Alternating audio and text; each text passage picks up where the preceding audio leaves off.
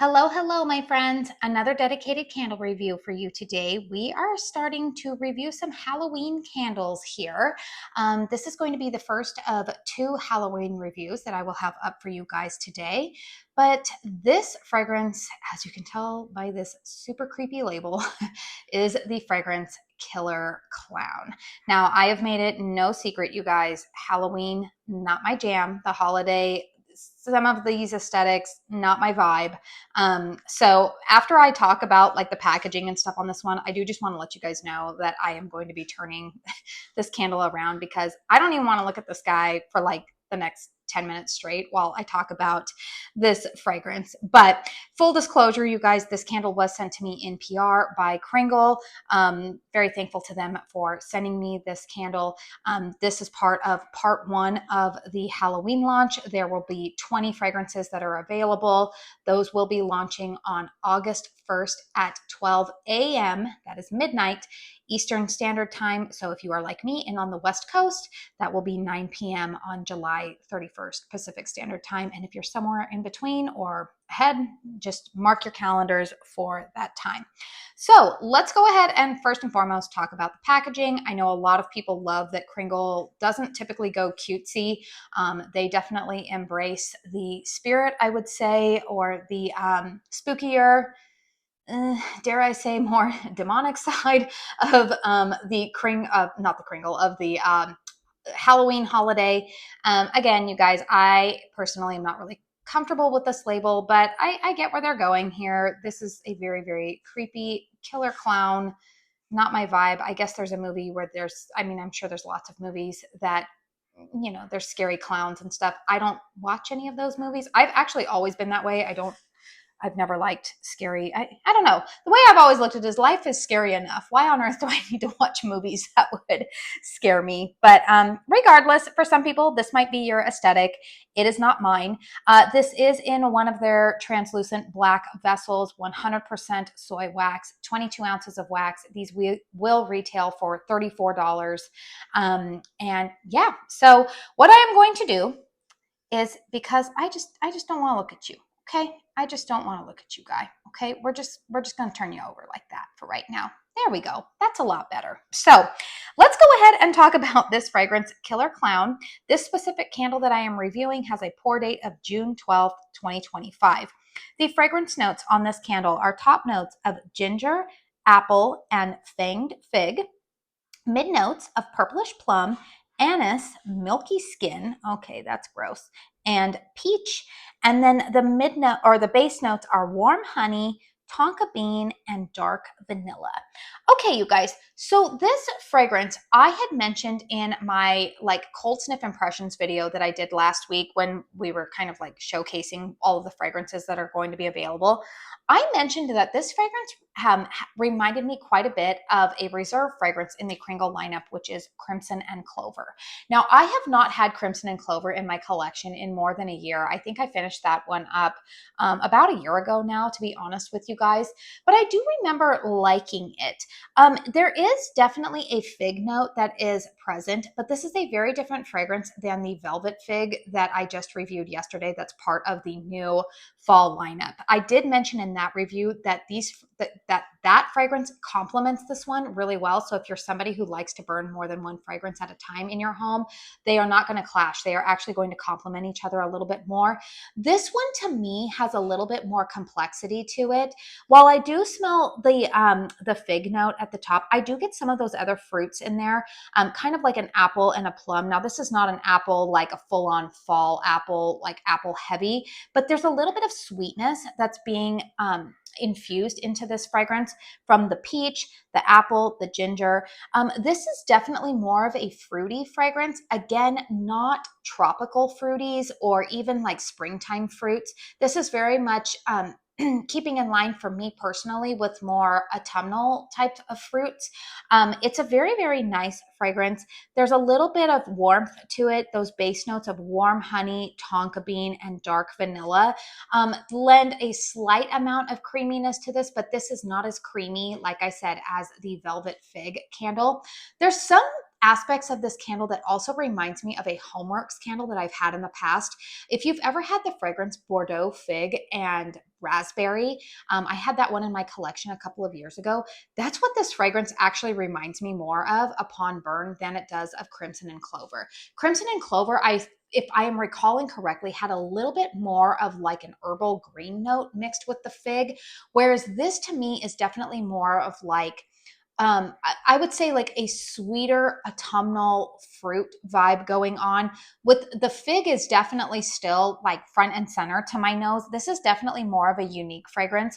That if you're looking at ginger in the top note there, I will say there's nothing about this that comes across very effervescent or like gingery to my nose. I mean, maybe a tiny little bit if I'm like nitpicking the fragrance apart here.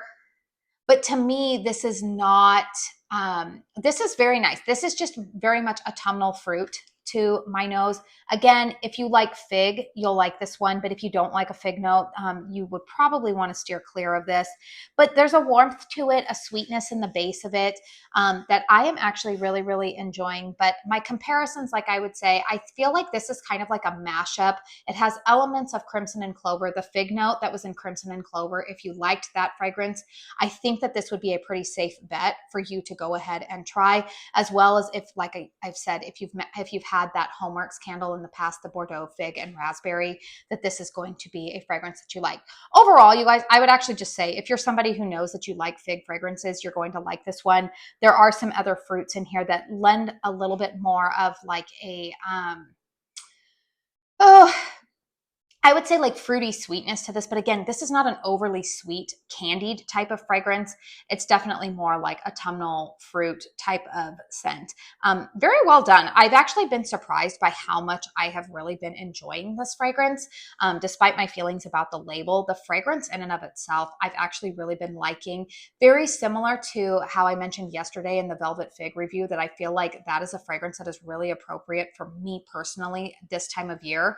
I actually feel like this one also falls into that category because this doesn't really feel like a springtime candle to me. It definitely feels like a fall transitional. So maybe it's not even a fragrance that I would burn around Halloween, to be honest with you guys. I could actually see myself probably finishing burning this candle this month. This is a really nice fragrance for me that I would consider to be like a late July, August type of scent. So those are my thoughts on the scent. Let's go ahead and talk about the burn performance. So you can see right here, you've got that clear wax pool going. You can see that these wicks they're dancing around a little bit. I'm not noticing a ton of soot coming off of these, but similar to the Velvet Fig candle, I do find that this one is burning a little bit hotter. So I do make sure that once I'm done burning this and the wax pool solidifies, I do make sure to trim the wicks before each burn. You don't want to get too aggressive with the wick trimming on these candles, but just enough to trim off that little excess carbon. Now, in fairness, I have been burning this candle for about 6 hours now, so burn it a little bit longer than the point that you would want to do that. My recommendation would be that if you're enjoying the fragrance, extinguish the wicks, trim them, and then relight after 3 hours. So that is, those are my thoughts on the performance in terms of the burn quality. Now, strength and throw on this one. Strength of this candle is about a 7. I would give the throw about an 8. This one does have a little bit more oomph than that Velvet Fig candle. And I keep mentioning that one, you guys, because they're in the same family, but they are definitely very different fragrances. They complement each other, but they are very distinct different fragrances. They're not like a repackage or anything like that. But yeah, this one to me is a little bit stronger fragrance, and the throw is a little bit better, but I'm going to settle on the strength of it being about a 7. Throw is about an 8. I do sometimes find myself going a little bit nose blind to it, but if I leave the room and I come back in, or like this morning I had it burning and I went out to water my plants and I came back in and I definitely could smell it, throughout the living room, throughout the kitchen. It is a fragrance that I think a lot of people will actually find very pleasant. It's not one that's going to smack you in the face or be headache inducing. I don't really find anything about this to be very offensive. It's just kind of a nice, it's a nice, again, a little bit more unique type of fragrance, which we know Kringle likes to lean into that element. So overall, you guys, I would actually give this fragrance 2 thumbs up. If you are interested in this one, if you like fig fragrances, this one is performing quite well for me. I'm not a fan of the label, but again, I just turn the candle around when I am burning it. Still gives me that ambiance, you know, with the black vessel. I mean, this is literally how I burn this candle, you know, when I have it lit in my home.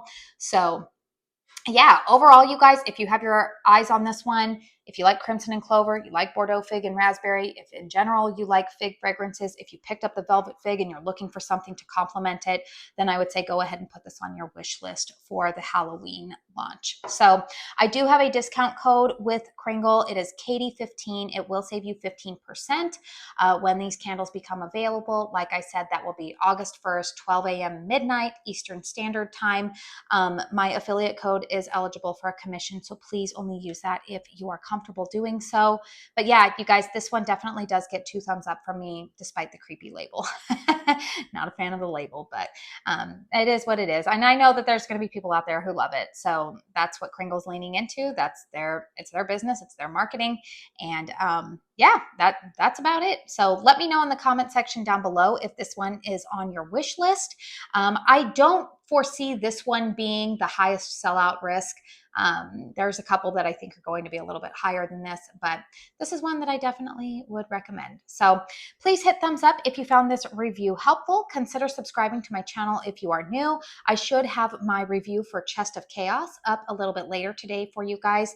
So if you are wanting to see reviews on all of these Kringle candles, make sure you are subscribed to my channel, because I will have quite a few of them ready to go before the launch for all of you guys. So trying to help you guys make some good purchasing decisions, whittle down those wish lists if you're trying to make everything fit within a budget. So I do want to say thank you so very, very much for spending your time here with me today. And until my next one, I hope you all go out and have a very blessed day.